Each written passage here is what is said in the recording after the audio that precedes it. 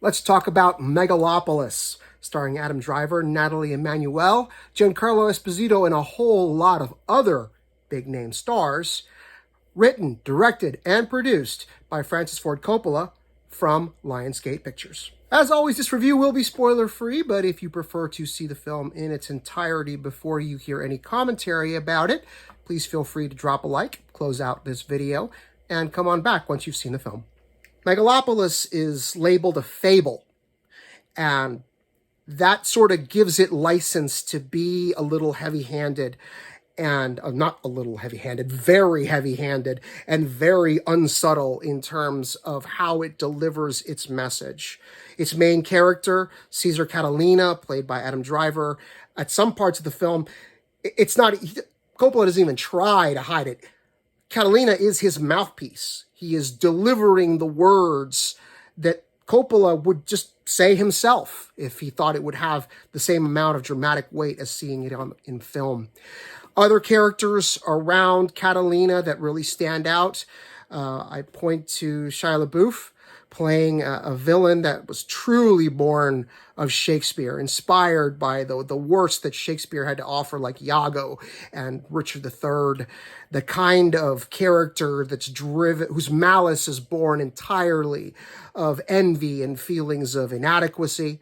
Also, I would point out Giancarlo Esposito, who brings a real calm and gravity to his role as Franklin Cicero, the city's mayor who's clinging to orthodoxy and just repulsed by everything that Catalina represents in terms of the recklessness of his vision of the future. On the one hand, it's impossible to deny that Megalopolis is ambitious, it's bold, it's visually grand and epic in scope, and it has something very specific to say.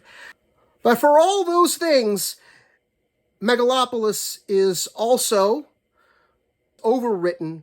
It is ultimately only accessible to people who are Coppola's peers, people who are just as well-read and well-traveled as he is. I sat through this movie feeling like so much of it was going over my head. And I talked to other people after the screening. They felt the same way.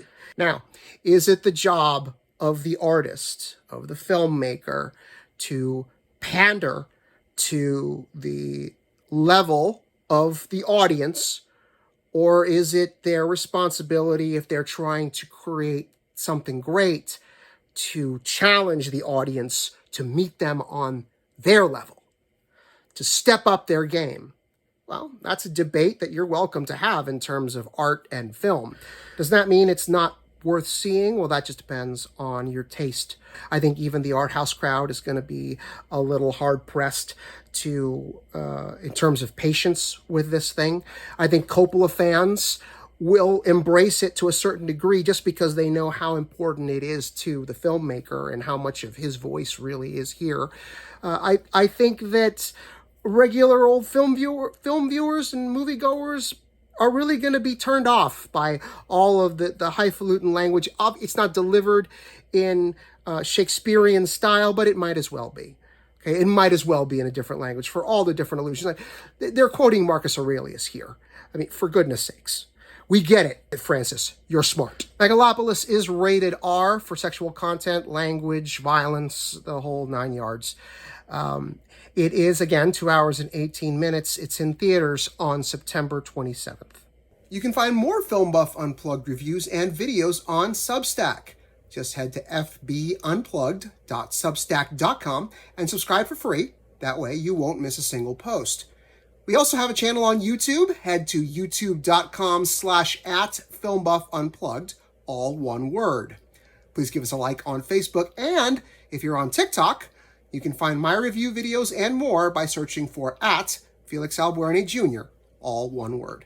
Thanks for watching.